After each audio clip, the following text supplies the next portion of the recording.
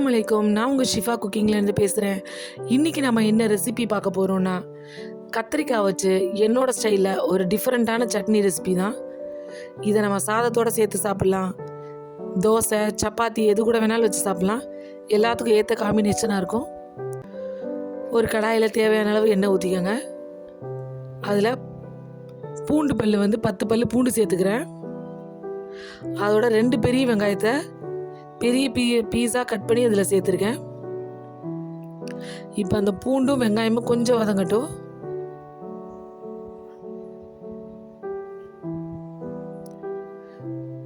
பூண்டு வெங்காயமும் கொஞ்சம் வதங்கிருச்சு பாருங்க.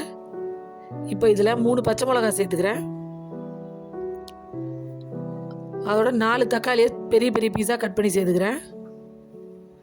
2 கொத்து கருவேப்பிலை. இப்போ இது எல்லாத்தையும் நல்லா கிண்டி விட்டுருங்க.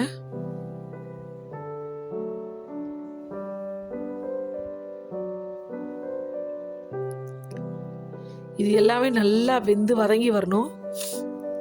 தக்காளி கொஞ்சம் வதங்கினதுக்கப்புறம் 1/4 கிலோ கத்திரிக்காவை இந்த மாதிரி மீடியம் சைஸ் பீஸாக கட் பண்ணி வச்சுருக்கேன். அதை இதில் சேர்த்துட்றேன்.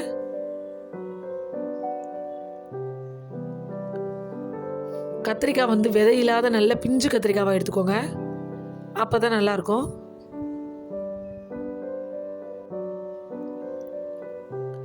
இப்போ இதில் ஒரு சின்ன நெல்லிக்காய் அளவு புளி இதில் சேர்த்துக்கிறேன்.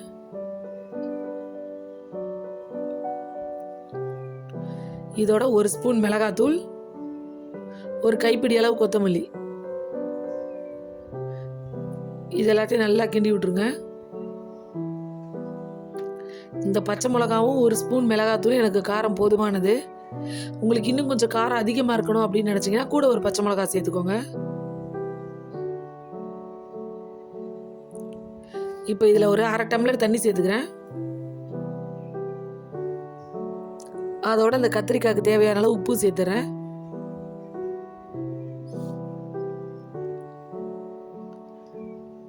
எல்லாத்தையும் நல்லா கிண்டி விட்டுட்டு ஒரு 5 நிமிஷம் மூடி வச்சிருங்க. கத்திரிக்காய் நல்லா வெந்து வரட்டும்.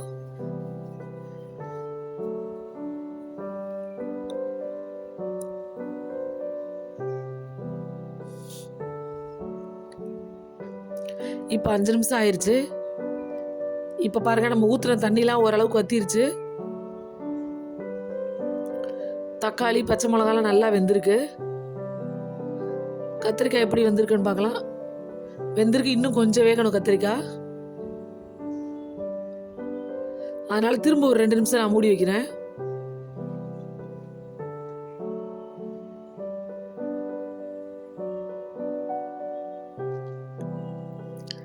இப்போ பாருங்க, தண்ணிலாம் நல்லா வத்தி எண்ணெய் பிரிஞ்சு வர ஆரம்பிச்சிருச்சு. கத்திரிக்காவும் நல்லா வெந்திருக்கு, பார்க்கவே தெரியுது. பார்த்தீங்களா, நல்லா வெந்துருச்சு. இப்போ அடுப்பு ஆஃப் பண்ணிட்டு இதை நல்லா ஆற வச்சிருங்க. இப்போ இது நல்லா ஆறிடுச்சு. இதை மிக்சியில் போட்டு பல்ஸ் மோட்ல சுற்றிக்கோங்க, ரொம்ப நைஸாக அரைச்சிடாதீங்க. இப்போ நான் ஒரு பேனில் எண்ணெய் சேர்த்துக்கிறேன்.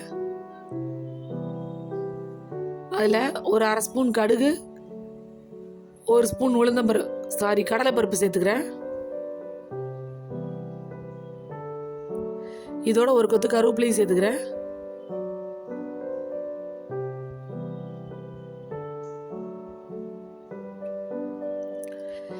இப்போ நம்ம அரைச்சி வச்சிருக்கோம் இல்லையா கத்திரிக்காய், அதை பாருங்க. பார்த்தீங்களா, நான் ரொம்ப நைஸாக அரைக்கலை, சும்மா பல்ஸ் மோட்ல தான் வச்சு சுற்றிருக்கேன். உங்களுக்கு பார்த்தாலே தெரியும், தக்காளி வெங்காயம் காஞ்ச மிளகா கொத்தமல்லி எல்லாமே தெரியும் பார்க்கும்போது. நம்ம அரைச்சி வச்ச கத்திரிக்காய் பேஸ்ட்டை இப்போ எண்ணெயில் சேர்த்துடலாம்.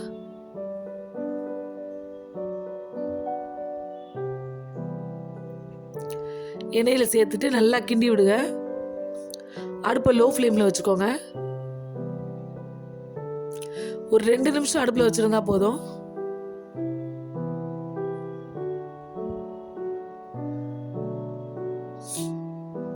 பார்த்தீங்களா, சுற்றி எண்ணெய் பிரிஞ்சு வர ஆரம்பிச்சிருச்சு. இந்த டைமில் நம்ம அடுப்பு ஆஃப் பண்ணிடலாம். அவ்வளவுதான், ஒரு சூப்பரான டேஸ்டியான டிஃப்ரெண்ட்டான கத்திரிக்காய் சட்னி ரெடி ஆயிடுச்சு. நீங்களும் உங்கள் வீட்டில் இதே மாதிரி ட்ரை பண்ணி பாருங்கள். ட்ரை பண்ணி பார்த்துட்டு எப்படி இருந்துச்சுன்னு கமெண்டில் சொல்லுங்கள்.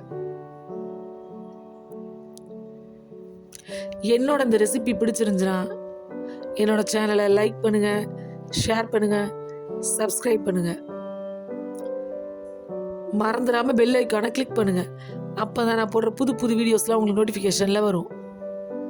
சூப்பர். சப்ஸ்கிரைப் பண்ணுங்க. தேங்க்யூ.